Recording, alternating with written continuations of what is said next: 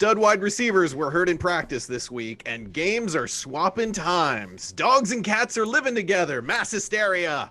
This is the Week 7 edition of the Football Guys Daily Fantasy Power Grid, presented by DraftKings. We're going to start over with Vegas. John Lee is going to guide us through the games and tell us about some of the chaos that's happening in Week 7. We're going to try to help you navigate some of these changes and what it means for your DFS lineups. So, John, tell us, what are the Vegas lines leading you to believe?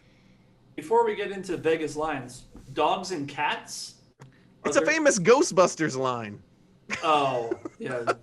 Sorry. I'm not old enough. That's a different generation. Yeah, that's it. The movie came out in 1985, John. All right, let's talk about Vegas. Top of the board this week, the Green Bay Packers and Seattle Seahawks, both games. These are games you want to target this week. Green Bay visits Houston, and anybody who plays Houston this year is putting up 30 points. And ironically, that's where Vegas slaps them in. Green Bay Packers at 30.3, and they're only about a 3-point favorite, field goal favorite over the Houston Texans. So Deshaun Watson and his crew are definitely going to be in play. The other game, we had a little bit of hysteria on today, Thursday. We thought maybe it was going to be taken off the main slate. That's that Seattle at Arizona game. We know this is going to be a high-scoring fiesta. And it looks like as of Thursday evening, recording time, that game's going to stay on the main slate. So you're going to have like an old school Sunday night showdown kind of, excuse the terminology, but that game should be on, and we're going to have the Sunday night hammer going back to like 2016. So a lot of action will be on that game. We'll talk about that for sure. And I think there are 4 other games that are above 50 points this week. Carolina at New Orleans, also Cleveland at Cincinnati. Who would have thought the Battle of Ohio could be 50 points? That actually could be sneaky for GPPs. And then Pittsburgh at Tennessee. Another kind of AFC showdown there. I don't know. 2 good teams, 50.5. There's a lot of interesting things going on this week. What I've noticed is that, at least in my opinion, there's not a lot of value. So, stay tuned for the next 50 to 55 minutes. We're going to walk through how to handle building those cash game lineups based on not just Vegas odds, but also game strategy, and hopefully steer you all towards some paydays on Sunday nights. Sounds great. Yeah, if you haven't been following, there were 2 games that swapped times. The Tampa Bay at Las Vegas game moved from Sunday night down to the 4 p.m. time slot, 4 p.m. Eastern time slot, and DraftKings decided to add it into their main slate.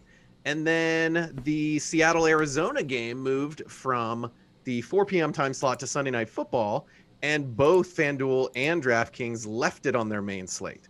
So I'm not quite sure why DraftKings decided to add that game in, that Tampa Bay Las Vegas game, back into the main slate, because there's a decent chance it could get delayed due to some COVID concerns. So that one's a little bit wacky. We'll try to navigate all that and give you some pointers on how to deal with that game going forward. Let's talk about quarterbacks. Devin, I'm going to come to you first on quarterbacks. Who do you like at QB? Yeah, so I can't believe this is the first time, I think, it's week 7? This is the first time I think we're going to say this person's name on this podcast. But Patrick Mahomes, 7,400 on DraftKings. I don't think we've talked about him all year. And part of that was he started off with a price that was astronomically high, and then they've had some games where they weren't on the main slate. But going up against the Denver defense, I think he's the safest quarterback this week. I know that there will be other quarterbacks mentioned here. Kyler Murray in particular, who is probably a little too risky for me in cash. But looking at Denver, here are some of the quarterbacks that they've faced. Ryan Tannehill, Ben Roethlisberger, Tom Brady. Okay, that's decent. And they averaged about 285 yards passing in those games. Their numbers have looked better over the last 2 weeks because they've faced Sam Darnold and Cam Newton. Mahomes is significantly better than them, and I don't really have to talk about that too much. The only question is whether or not Denver can score enough points to keep this a competitive game. But as we stand today, I think that Mahomes is probably the guy that I'm looking at in cash. Going down a little bit, a GPP play that I like quite a bit is Justin Herbert. going up against Jacksonville. So this Jacksonville defense largely is, I mean, they've allowed 3 of their 6 opponents to top 300 yards. And their secondary is completely rebuilding. So C.J. Henderson and Sidney Jones, young secondary in this defense is largely just been rebuilding. So I think Herbert, I call him the Air Bear because of his French pronunciation. I'm trying to get that going. So hashtag Air Bear. But yeah, so the Air Bear is going to have is upside that I think that, and I'm going to have an Air Bear background next week if he does have a good game. So, nice. And T-shirts. Will they say Air Bear Stare? Air Bear Stare. It'll have a bear throwing a football. Nice. And it'll be pretty cool. Awesome. Phil, do you have any T-shirt ideas or QB picks? I am fresh out of T-shirt ideas, but I do have some QB picks. All right, we'll settle for that. So I don't know if this is going to be the consensus, but in cash games, I see all of these good games that John mentioned at the top that are going to be high scoring. The quarterbacks are all up there. You know, you've got Murray, you've got Deshaun Watson, you've got Russell Wilson, Aaron Rodgers, Mahomes. These guys are all over 7K or thereabouts. And I want all of the other skill players in those games. And how am I going to do it? I'm looking at Joe Burrow, so I'm curious to see what you guys think of that for cash. Because, again, that's not exactly my specialty, but I'm looking at it, and he's really only let us down once. The floor has been reliable with him. He's got at least 17 points in 5 out of 6 games. The last time these two teams met, he went for 316 yards and 3 touchdowns. Now he gets the Browns at home. That matchup isn't scary. Cleveland's allowed the 10th most fantasy points to opposing quarterbacks. And, you know, he's getting there by volume, and that's fine. We really don't care how he gets there as long as he does. But he's second in the league with 41 pass attempts per game. The Bengals are playing at the 7th fastest situation neutral pace, which is consistent what they did last year under Zach Taylor in his first year. So curious what you guys think. I'll kick it to you. Is Joe Burrow a cash game play? What do you think, John? Oops, John's muted. He's trying to be classy. I was trying to be classy. What I was going to say, I probably could have stayed muted. This is Devin's defense, and I actually had Burrow written down with a question mark around cash. He's definitely GPP viable. In fact, I think he's going to be a really sneaky GPP pick. We talked about that game being over 50. I agree with everything that you said. I'm not so sure. It seems like that Cleveland defense is as good as the health of their secondary from week to week. And we've got a Cleveland Browns expert on our panel, so I'll defer to him. Yeah, so Greedy Williams, I think, was placed on IR. But Denzel Ward has been playing okay. I think that Burrow is not cash viable. I just think that he is so game script dependent. Even the first time that they met, it was largely a comeback situation. I don't think the Browns are that good. I mean, I don't think they're going to get out to as big of a lead as what they did the first time. I see a lot of running. I don't know. I don't see a game script where they fall behind and then Cleveland's defense gets soft. They don't blitz nearly as much when they're the second half when they have the lead. So I don't see it. I think that there's other plays that you could go with in cash, and I like quite a bit of the cheap wide receivers this week to try and pay for some of the top echelon of quarterbacks. Yeah, and I think it depends on your build this week. There's not as many injuries, I feel like, this week as maybe some other weeks, but I think there is a little bit of value at that wide receiver position that we'll talk about later in the show that may open up enough that you can pay up higher than Joe Burrow at quarterback. John, who do you like at quarterback? Yeah, so I mean, I have for cash games, I've got Kyler Murray. He brings so much with his legs. I think he's had, he's coming off of a quote bad game against the Cowboys, and he had 74 yards and a rushing touchdown there. He's had a rushing touchdown 1, 2, 3. He's 5 out of 6 games this season, and in one of those games he had 2 rushing touchdowns. When you're bringing that kind of floor, I like that for cash games. And he's a bit pricey at $7,100, and I get the concern brought forth by by Phil with regards to wanting to pay up for other players at other positions. But I looked through and the only person I could come up with was Burrow, and I wasn't convinced, and it sounded like maybe Devin wasn't convinced either. So I'm going to pay up. It's going to be Kyler Murray or Deshaun Watson. Deshaun Watson is the other player on my list. Watson's going up against a defense this week in the Green Bay Packers. They're 26th against the pass, 30th overall. We've already talked about this game being a potential shootout. They're at home, and Green Bay hasn't done a whole lot to defend the pass this season. So I'm okay with saving a few $100 if you want to go that route. But unlike most weeks, this is a week where I'm probably paying up in cash games for what it's worth. In terms of GPPs, I've got 3 names written down as of Thursday night. Certainly my article on Sunday or Saturday will have more.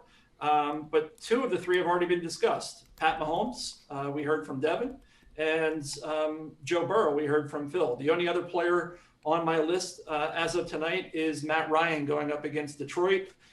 That game should be a shootout. I really love just piling on there. And at least in some of the preliminary percent roster numbers that I've seen across the industry, he was a bit lower than I thought he would be.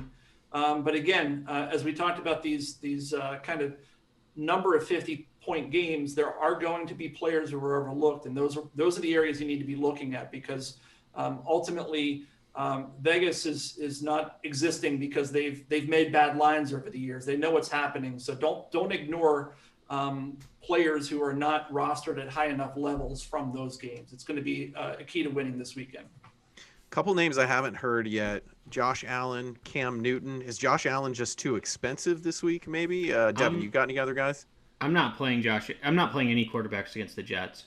I know they're a terrible team, but the game script you could have 1 or 2 quarters and they're just running the ball the rest of the game. So yeah, that's the issue. If the Jets had some sort of capable offense, then maybe.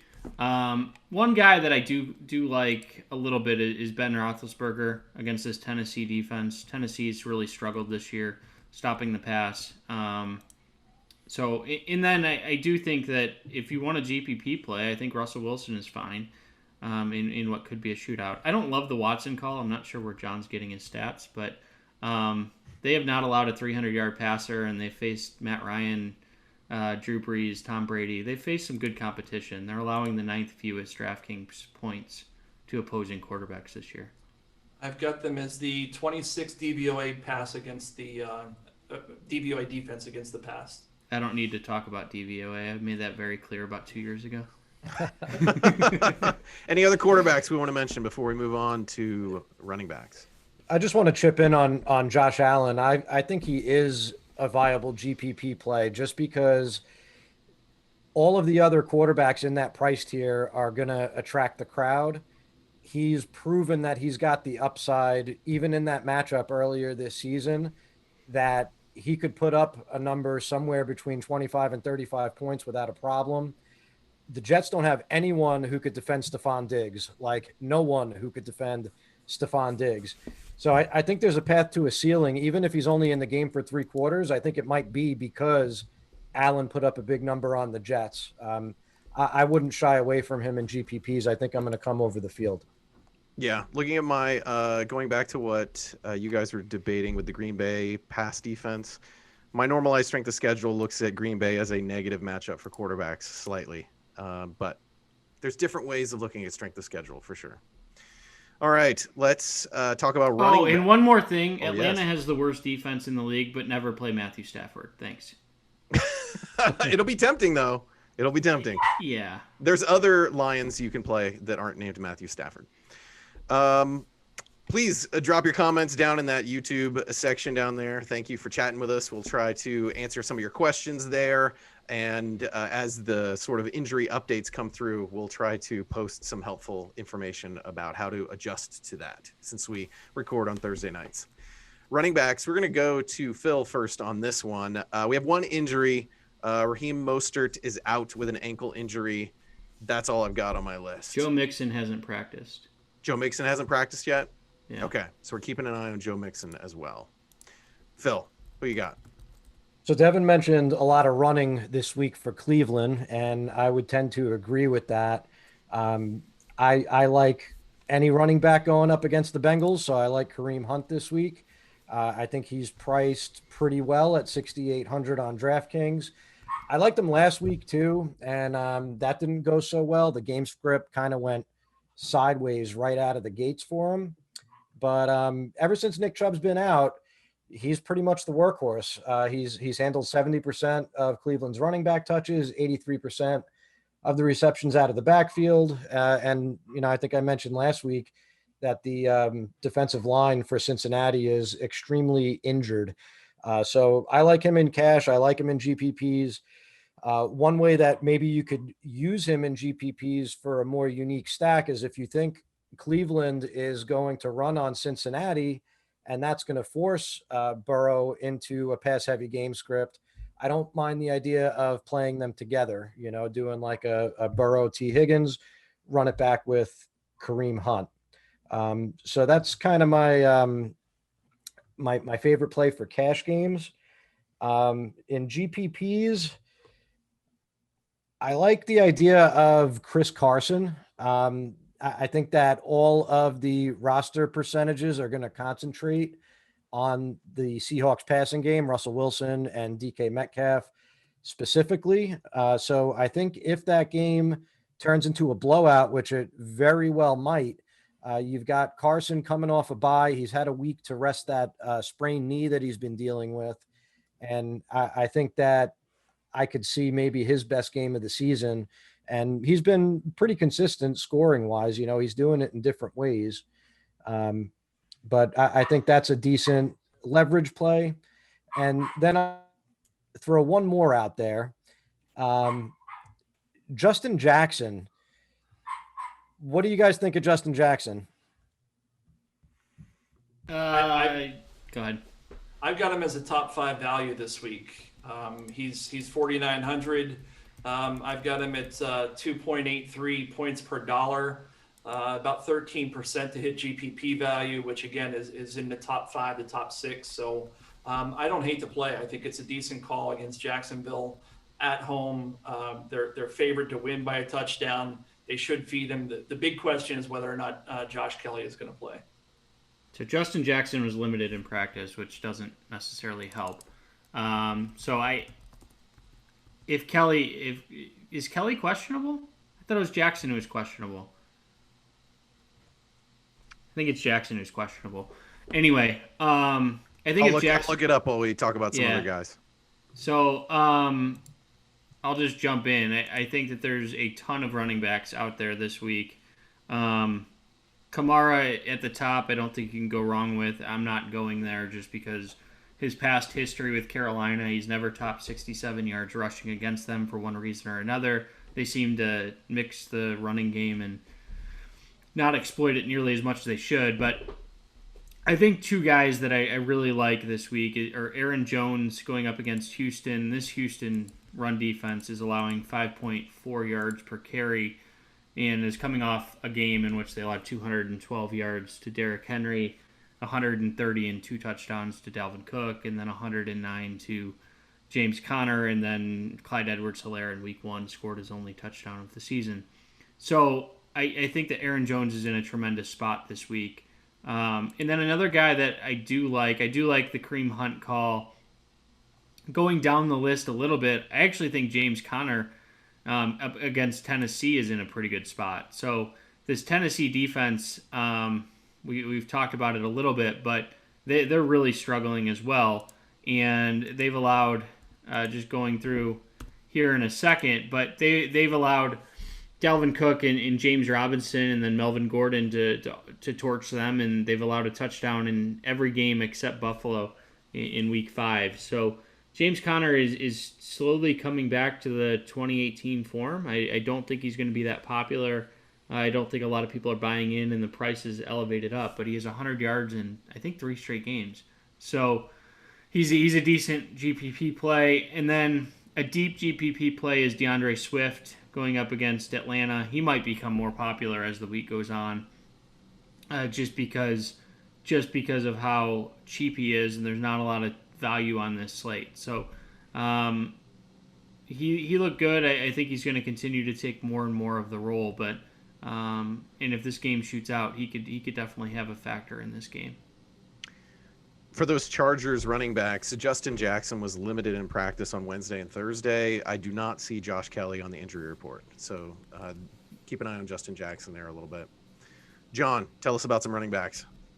Yeah, I mean, I think for cash, it's pretty thin for me this week. I've got the two guys that have been discussed already: Kareem Hunt, Aaron Jones.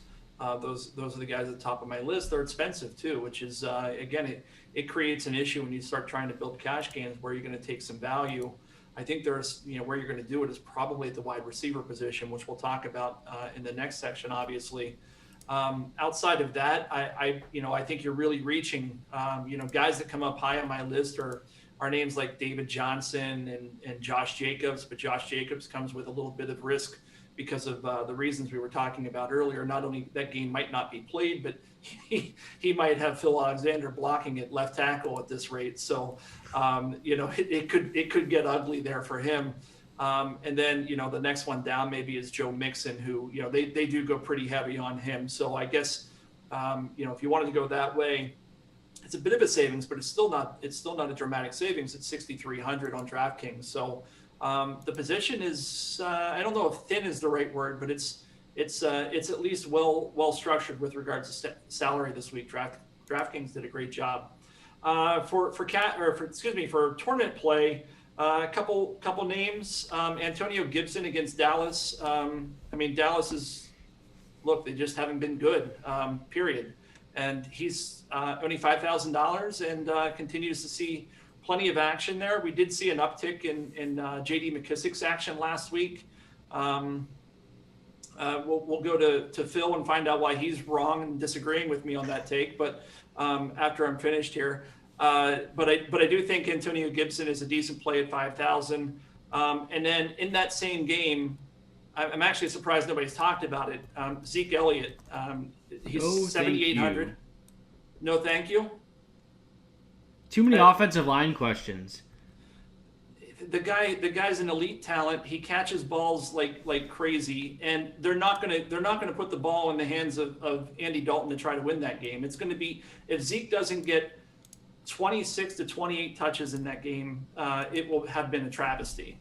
And I have enough belief in him that he'll score at least once, if not twice.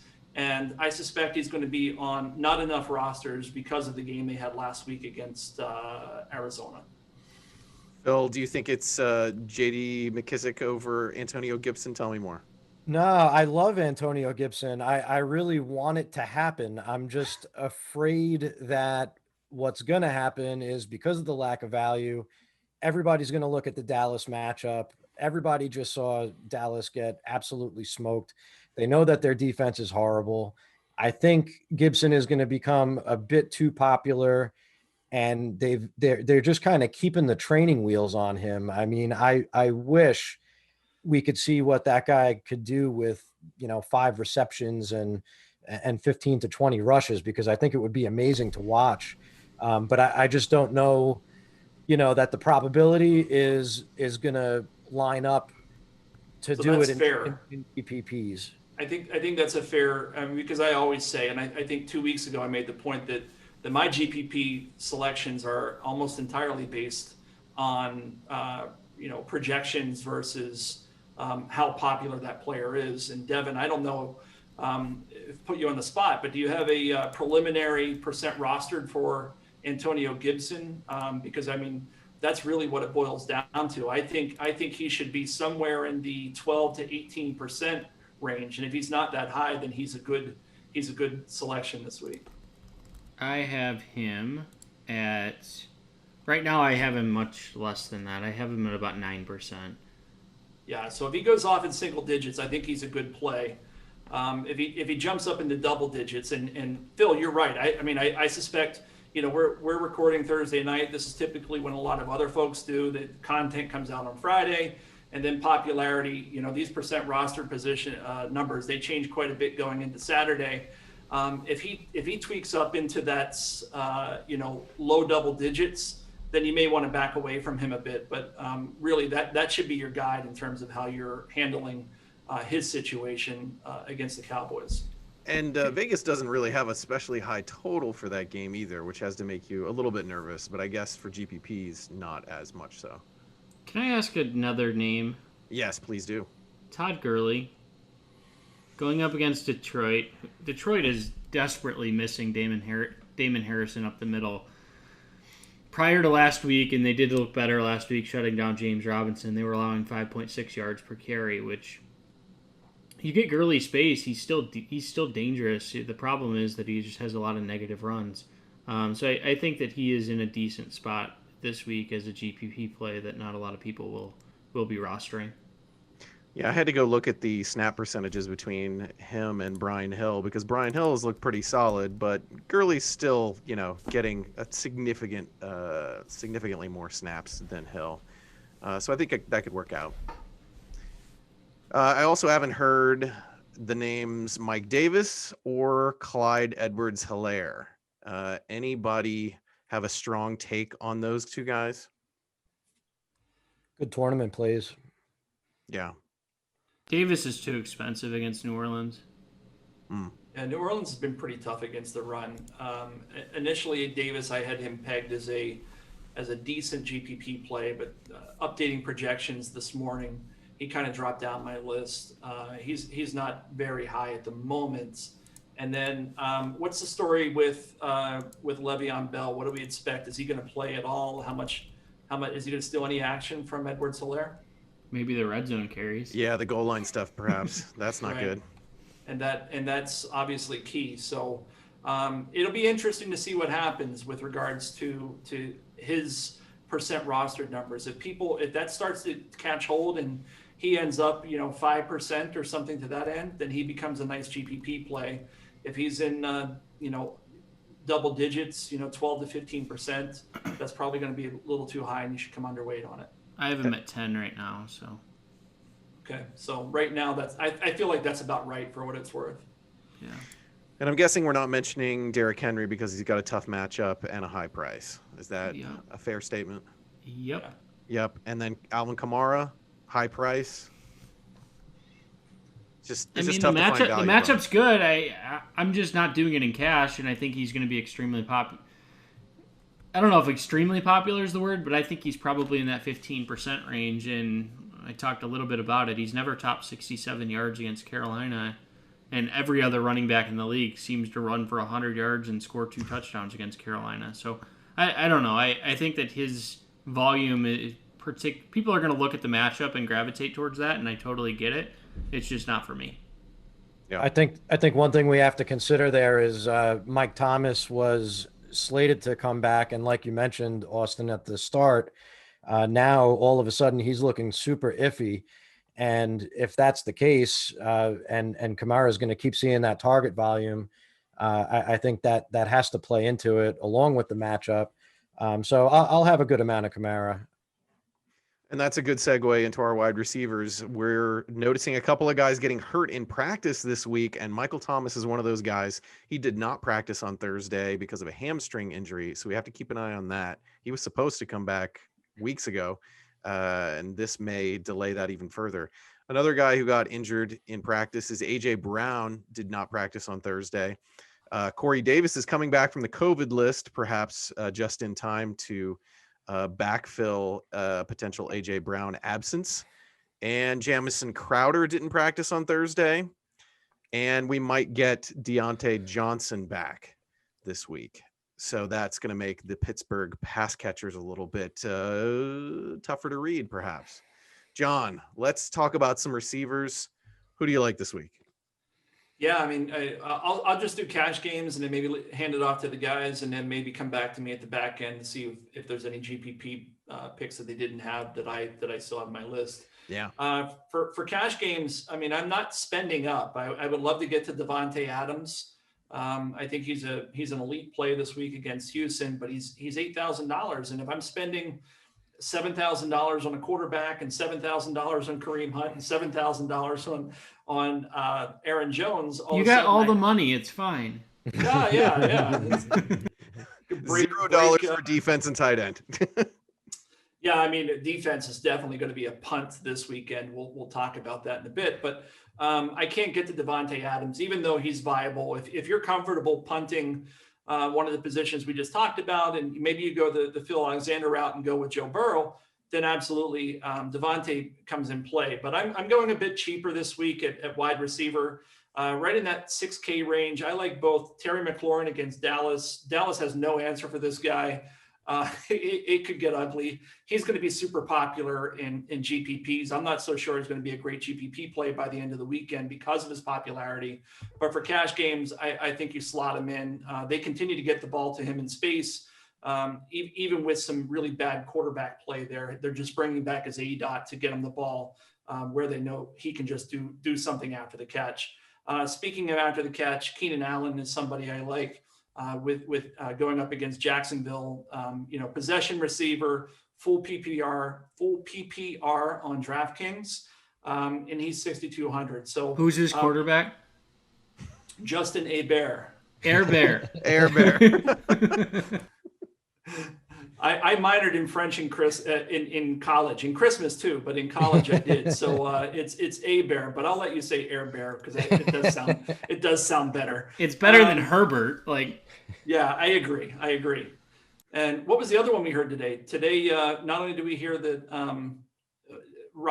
Bob, according to Phil, that's right. Tunyon. It's not Tunyon. I was saying it right all along, and you guys made fun of me. I'm just ahead of the curve here. All right, Davante Adams, Terry McLaurin, Keenan Allen, and then the other two guys at the low end. Marvin Jones comes up really high for me this week. He's a guy that I think is good value. A lot of people are going to be focusing in on Kenny Golladay for good reason, but I think he's a good value for cash games against Atlanta. And then I'm curious to know what you guys are thinking about where you're landing, because there's a lot of questions in that Pittsburgh wide receiver core right now. Obviously, Chase Claypool, his stock is blowing up. People are wondering what's going on with Juju. And now Deontay looks like he's going to be coming back. He looks like good value to me in cash games at 4,200. I'm just curious if you guys are going to pile on that piece of potentially advice to go with him at 42. I like him a lot at 4,200. I think that there's a good shot that he takes 10 targets. He's done it already this year. So that's just a bad price, in my opinion, based on how they've been using him. Yeah, I agree. So those are the five guys I have for cash as of Thursday night. I'll stop there and let the other guys, if there's anything I missed, and potentially definitely GPP selections. Phil, who you got at wide receiver aside from who was already mentioned? Sure. I tried this a couple weeks ago and you guys shot me down, and I'm going to put it back out there. DK Metcalf is a cash game play at wide receiver. Devin shot it down. This time I'm not taking no for an answer. I mean, what more do we have to see? 17.6 DraftKings points is his season low through 5 games. Does he live on big plays? Yes, he lives on big plays. Is he going to get those big plays every week? Yes, he's showing us every week he's going to get big plays. He is locked in with Russell Wilson on those downfield throws. There's nobody better at them. And Metcalf is big enough, strong enough, fast enough to go get them. The matchup with Arizona, like I said, I see that being one-sided in favor of Seattle. And I think Metcalf is a big reason. He's going to draw some combination of Patrick Peterson, who is not the Patrick Peterson that we remember, and Drake Kirkpatrick. Both of these guys rank inside the bottom 10 in yards after catch allowed. He's going to get past one of them on a deep shot. And when he does, he's already in double digits. And I know he's expensive, but I mean, what more does the guy have to do to warrant cash game consideration at this point? Devin, who do you like at wide receiver, and why do you hate Phil's picks so much? I hate DK Metcalf because he's 7,200. Just too pricey. In cash, if you're going to go to 72, you might as well go to 79 and go Davante Adams. So for me this week, it's a stars and scrubs week. I do like the Keenan Allen call, but if I could, for $12,400 in salary, I can get 30 targets from 3 receivers. Tim Patrick, Demir Bird, Deontay Johnson. Sorry, I was on mute. Oh. I mean, that makes my stomach sick on Thursday night to think about those three names in cash. why? Because two out of three are going to bomb. Right. I don't know. I don't know if that's true. I mean, Patrick is almost a lock to get 8 to 10 targets because they're going to have to throw the ball against this Chiefs defense and be behind for most of the game. At 4,600, I like him quite a bit. Deontay Johnson at 4,200, I like a lot. I think we just talked about him. Bird is the one guy I'm not sold on, so maybe just those two. But I mean, realistically, if they have a somewhat decent game, so Tim Patrick has had 100 yards in each of his last two games. He's the number one receiver in Denver at 4,600 going up against a game script that's going to be incredibly favorable. Here's what I would say. I like each of those as standalone plays. I would be leery of playing them in a lineup where I'm looking for a high floor. But I don't know if anybody else has a take on that. I think you can get the high floor through other positions. Is Noah Fant coming back this week? He's practicing, right? He is, yeah. He's in full. And Tim Patrick has had 2 100-yard games in his absence, if I'm not mistaken. I mean, that's got to be enough of a scare. Bird, I for what it's worth, I think he's been in my article the last 2 weeks, and he's bombed each of those weeks. So, I mean, I'm culpable there, but I'm certainly not calling him out as a cash game play. And Johnson, I agree with. I just can't do it. I mean, the other two, I can't. I've got one guy in that price range that I think might be a good fill-in for one of those guys. I don't know about cash games. I don't think I'd do it, but this might be the play. You're so nervous to even say no. No, hear me out. Fire it up, Devin. Mike Williams. No. AJ Green's what he's going to say. I'm going maybe deeper. I don't know. I something about this play made me think that it's going to end up popular by the end of the week. But MVS, Marquez Valdes-Scantling at 4,100. I think we are bubbling just below the surface of a possible eruption game for him here. Last week he was Boo. Last week he was on the receiving end of 125 air yards. That was a top 10 rank in the league. On the season, 390 unrealized air yards. That's top 5. Devontae Adams is back. He's drawing massive attention from defensive backs. Valdes-Scantling is going to be left open, running downfield, and he's going to be doing it against that Houston defense that we've talked about. Obviously prioritize Adams, but at 4,100, I think Valdes-Scantling is a great play.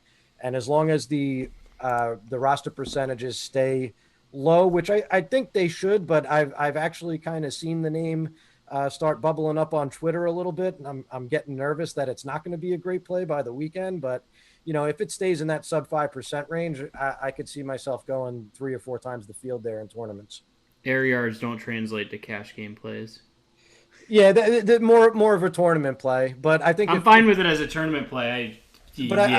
Listen, I think if we're talking about Demir Bird, I don't see why Marquez Valdes-Scantling is such an awful play. So Phil likes receivers who get 1 or 2 just bombs every game in hopes they catch it. Between DK Metcalf and Marquez Valdes-Scantling, there's the difference here. DK Metcalf does catch the bomb every single game, at least 1, maybe 2. Regression. Anyway, John, you got some GPP receivers? Yeah, let me see. I'm looking up Valdes-Scantling. I actually don't hate that call. I think that's interesting. If he ends up on not enough rosters. I think that's a decent call. The 5th highest implied team total this week, the Atlanta Falcons, and we've gone probably 10 minutes or longer talking about wide receivers, and nobody's talked about Calvin Ridley or Julio Jones. Probably should talk about those guys. They're pretty good. At least that's what I've heard. And we know that this is an offense that likes to air it out, and it's a potential shootout. 55 points in that game in terms of the Vegas total. For what it's worth, I don't think we're alone in not talking about them. From what I've seen on Twitter and just across kind of the DFS industry early on, nobody's really talking about them, and I think that we should be talking about them. So those guys should be in play.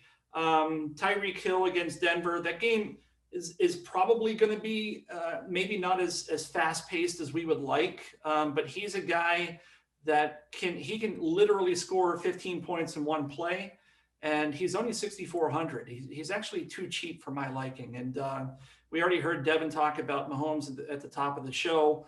I think that he's in play for tournaments. Probably is going to go on too few rostered. And then the last one, I think somebody's already mentioned this. Stephon Diggs is probably a really good play this week because the Jets just don't have any answers for him. And sneaking ahead to the stack section, I do like as a low rostered stack going with Josh Allen to Stephon Diggs, and then running it back with like a Brashad Perryman that nobody's talking about. But in his first game back last week, I think he had 8 catches. Not a world-class athlete. We already know who he is, but he's only $3,700. And on a week where you're looking to save money, I think he's a guy that could pick up some nice points in garbage time near the end of that game. Especially if Jamison Crowder misses this week. Right. That could come into play. Any other receivers you guys would like to mention? Tyler Boyd is interesting out of the slot. Yeah. I'll buy that. And I'll just throw DJ Chark's name out there too. 5,500 is a good price for him. He's another air yards guy, right? He had a ton last week, 14 targets. Not many of them were catchable, which was a problem. And then he called out Gardner Minshew after the game pretty good, saying, hey, we were open, we were doing our job. So I kind of wonder, it's definitely narrative based, but I kind of wonder if Minshew tries extra hard to get Chark into a big game. Or he does the opposite. We need him to do well so we can sing his song more often. Dang it. If someone is publicly calling me out, I'm not giving them 14 targets, but that's a whole nother thing. Anyway. Check out our content. I'm spiteful. I see. Check out our content at footballguys.com/DFS. Let's talk about tight ends. Travis Kelce. Let's go to Devin first. That's what I was going to say. Play Travis Kelce. All right. Find a way to play Travis Kelce. So paying up. I mean, I talked about the garbage wide receivers I'm playing just to get Travis Kelce. So to me, he is in a tremendous spot. You look at his past history against Denver, and he just crushes this team every single time that he plays them. And I don't think there's a lot of options at the tight end position this week. I mean, we've talked about it. I guess Darren Waller's now on the slate, but he's only $200 cheaper than Kelce. So, yeah. I mean, it's not really worth it. But at 63, I don't think that's that cost prohibitive that you couldn't play him at 6,300. Yeah, and just to be clear, Waller's on the slate on DraftKings, but not on FanDuel. Wah, wah. John, who do you like at tight end? This is another week where I hate to say it, but I'm probably spending up. I mean, Kelce is on my cash game list. I don't know that I can get there with the wide receivers that I'm thinking about playing. So the way I'm affording it is dropping down about $1,800 and going to Hunter Henry. I think that he's in a decent spot against Jacksonville. We've already talked about Keenan Allen. You can basically have 80% of the market share from Justin Herbert by spending $10,700. And I think you can play them both in cash if you wanted to. I mean, the implied team total there is 28.5 points. So they should score plenty. And, we've heard previously in the show, there's some questions in the backfield. I'm okay with that. I've been impressed with this rookie quarterback. I think that both of those guys are in play if you want to go that route. Can I ask you a question just real quick? Sure. Keenan Allen or Travis Kelce? Probably. Would you consider Henry and Kelce in the same lineup? Uh, I think you you know, could do it this week. I think you could, but I'm going to answer the question a little bit differently. I think on FanDuel, I'm going more heavy on Kelsey because he's more of a touchdown guy. But on DraftKings, I'm probably going more with Allen because he's more of a PPR guy. That's fair. So that's my cop out, but that's the way I'm probably building it.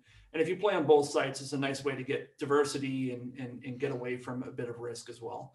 For GPPs, I don't want to talk about everybody. I'll talk about one. What about Daryl Daniels in Arizona? The guy has been seeing more and more action each week. If you look at his snap count, it's going up, I would say, by 20%. I'm guesstimating here. I can certainly look up the numbers, but it's about that. Over the past 3 weeks, he's gone from something like 40% of the snaps to 55, and then last week he's up to 65. He's definitely getting an uptick. I know he only had one catch last week, but I do believe he had a touchdown called back, if I'm not mistaken. And he's only 2,700 against Seattle in a game that we think is going to shoot out. Nobody's going to be talking about him, and we know that we need the salary relief at this point in the show. So I'm okay with getting. I'm not saying go overboard, but if you want to go up to like 5% of your GPP portfolio on him, I think you can do that. And I'll stop there. Phil, who do you like at tight end? Yeah, so it's Travis Kelce and everyone else, like we've pretty much already discussed. I'll just put some quick numbers to what Devin said about how Kelce always kills the Broncos. Since 2016, he has either gone over 100 yards, scored a touchdown, or both in 6 out of 7 games against Denver, and he's put up at least 78 yards in every single one of those games. So I don't know if he just likes playing against the blue and orange laundry or what the deal is. I don't know if that's like more voodoo than anything. I know that splits kind of happen, but he has done it to the Broncos, and that does make you feel a little bit better about the play. The rest of the position is pretty ugly, like the guy said. TJ Hawkinson is in a great matchup. I don't love the price. I think he's priced up a little bit too high for the ceiling that he's flashed this year. I will say Jonnu Smith practiced in full today. So as AJ Brown, went out of practice, Jonnu Smith kind of surprisingly came back in. And if Brown is out and Jonnu is in, then I think that Smith is going to become a good GPP play because everybody is still kind of under the assumption he's hurt. And Ferkser went nuts last week. I think if I was coming down in a cash game and getting off Kelce, which I wouldn't do, Austin Hooper at 4,000 against the Bengals looks safe. I think he'll get you his usual 10 points. And then I've got one of my trademark super thin plays, and I am not as confident in this one as I am in Marquez Valdes-Scantling. But Ian Thomas, I think if I was, going to do something like Daryl Daniels, I think I'd rather try it for 300 more with Ian Thomas. It's not for the faint of heart. He could crush your dreams with a 0. He's not doing anything. He's barely being targeted, but he is dominating snaps. He is running routes. And again, tight end is really not where you want to play the matchups because it's a super high variance position, but he's going up against the Saints. The Saints are allowing 77% more PPR fantasy points than league average to tight ends over the last 5 weeks. That's a lot. So if Bridgewater has to throw to keep up with the Saints, as the Vegas total implies, I don't mind taking a poke at Ian Thomas in 5% of lineups. How many chances does Ian Thomas get to be DFS relevant? Every time Greg Olsen was hurt, it'd be like, oh, play Ian Thomas. He never did anything. No, he used to show up. I mean, this year has been a massive disappointment. All right, can I name one more? Yes, please. Rob Gronkowski, if that game plays, 14 targets in his last 2 games, 4,600. Whether or not it took him a little bit of time to get in football shape, I think that he is starting to round into, I don't want to say old Gronk form because he'll never get back there, but 52 yards and 78 yards in his last 2 games. So I think that if he has touchdown upside and 4,600 against the the Raiders if it does play. DraftKings only because it's only on that site, but something to think about. I think with the situation we're in with that Tampa Bay at Las Vegas game is if it actually plays on Sunday, the rostership percentages on those guys on DraftKings will probably be pretty low. So you're going to want to keep an eye on them for GPPs. However, you need to keep a real close eye on it if you actually put these guys in your lineups, because that game could totally get bumped off this slate if it gets delayed, and then you'll get zeros for these guys. So I think we'll know like Saturday morning. Like realistically, I would like to think so. Yeah, they're not going to travel. They're not going to travel and then cancel the game. Like, yeah. So most of us are going to be setting lineups Saturday night, Sunday morning anyway. So it's probably a moot point, but that's kind of how it's going to shake out, I think. John, did you have any other tight ends you wanted to mention, or did we cover your guys? I think we got them all. All right. Let's talk about some defenses. I think this is a place where we might save some cash. John, tell me, who you playing in defense? Andy Dalton looked terrible last week. No, I think I'm that's rolling impossible. I think I'm going with the Washington football team at 2,500. I'm calling it a day. I'll be doing that in cash, and more than likely be doing it a fair amount in GPPs as well. If you don't like that, I do think you know, and I don't know that I would do it. I mean, I've got another team listed here, but I actually think Washington is a better play. Cincinnati against Devon's Browns, they're 2,800, so you're going to pay a $300 premium to go, you know, against Baker Mayfield, who I love to root against, but I don't think you need to do it this week. Just go with Washington, and you know, at 2,500, they need to get 3 or 4 sacks, maybe a turnover. Zeke Elliott, I don't know what he's doing before games, but he's, you know, Butterfinger Central these days. He's good for a fumble a game, and we know that Dalton's throwing at least one. You add in a sack or two from those edge rushers, and all of a sudden they've reached value. So that's the way I'm going. Phil, defense. There's one more down even lower, believe it or not, and that's the Jets at 2,000, the absolute site minimum for any position. I know I mentioned that I like Allen in GPPs, but I still like the Jets.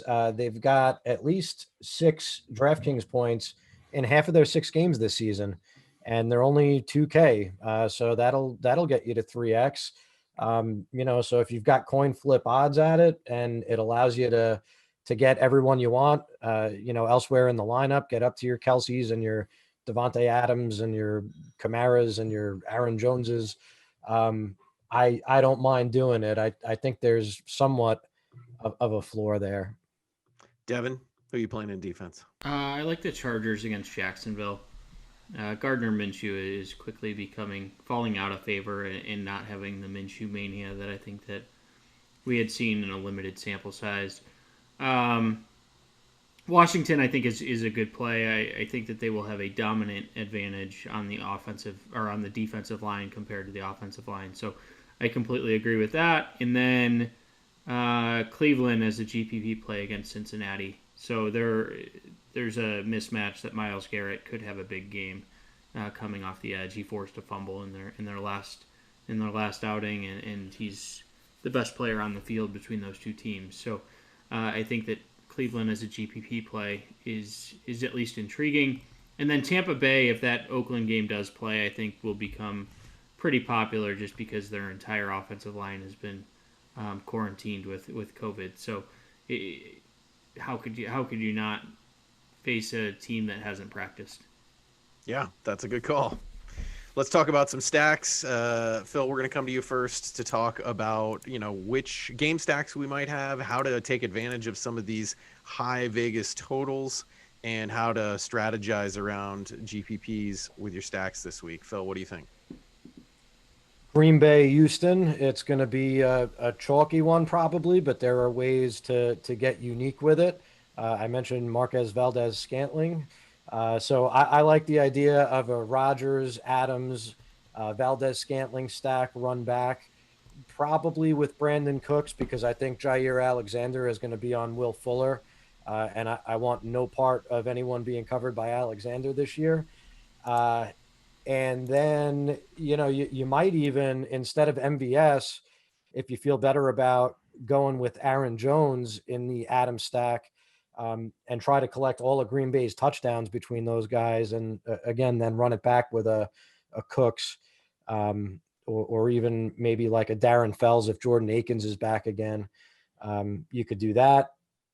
And then the other one that I like is, I think Minshew could do his usual 20, 25 fantasy points, even though the Jaguars are going to lose badly. And I would stack him with Chark, run it back with Allen, Henry, the guys that we've already talked about elsewhere in the show. All right. John, GPP stacks. This is my keeping up with the Joneses stacks. I think you can go Matt Ryan, Julio Jones, and run it back with Marvin Jones this week. I think that's going to be underappreciated. That's one that I do kind of like. I've already. But the joke is very appreciated. Well, I mean, I try to, inject a little bit. When Devin looks so miserable, I've got to, add a little levity here. I'm focused on good plays. Very serious. Very serious. We've talked about a few of the stacks. The Joe Burrow, Tyler Boyd. I have to look a little bit more, but AJ Green had an awakening, in pun intended, 80s movies there last week. I don't know whether that's going to continue, but it's one that I'll be looking at heading into the weekend. Some chalky stacks. You can go Russ DK and run it back with Nuke Hopkins, Aaron Rodgers, Devontae Adams, and this is one that we just heard from Phil. I'm not afraid of Jair Alexander, by the way. I think Will Fuller is the type of guy that can get loose on anybody. Patrick Mahomes, Tyreek Hill, and run it back with Noah Fant. That's the other one that I've got written down right now. Devin, who do you stack this week? Is that the Air Bear? That would be an Air Bear. Justin Air Bear Herbert, Keenan Allen, and DJ Chark. Right on. All right. Those are some quality stacks. Whew. This is going to be a fun week. I can't wait to see how it all unfolds. Check out all of our content over at footballguys.com. We'll be back next Friday for our Week 8 episode. And on behalf of John Lee, Phil Alexander, and Devin Knotts, I'm Austin Lee saying thank you for watching and thanks for being a football guy. Be sure to check out all of our content over at footballguys.com/DFS by clicking the button in front of Devin's face. And if you'd like to subscribe to our YouTube channel, be sure to press the button that's on Phil's face. And if you want to see our latest video, click that giant box that's in front of John Lee's face. Check all that stuff out. Thank you for listening. Thank you for watching.